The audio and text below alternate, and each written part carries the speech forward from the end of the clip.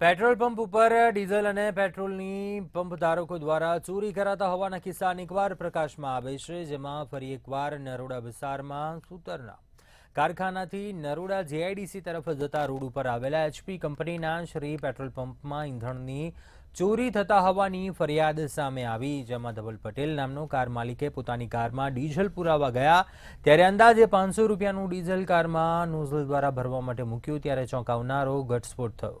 Petrol પંપની નોઝલમાંથી માત્ર હવા અને ધુમાડો જ બહાર આવ્યો।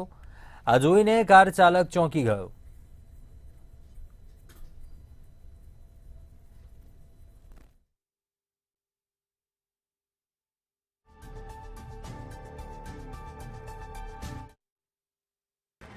कुछ ना धुआं निकलने लगा, इसके लिए मैंने बंद कर दिया। मैंने हाँ। कहा आग आग में रखना। कितना पेट्रोल भरा, डीजल कितना भरा था तब तक? 480 रुपये दिया। हाँ 480। अच्छा, फिर उसके बाद मैंने बंद कर दिया। तो पैसा मांगा फिर आपने? मैंने तो बोला ही नहीं पैसे के लिए। हाँ तो वो बोलते हैं मैं कंप्लेन करता हूँ, तो आप मैडम से बात हाँ तो करो। धुआं अभी पंप कितने बजे चालू होता है सुबह?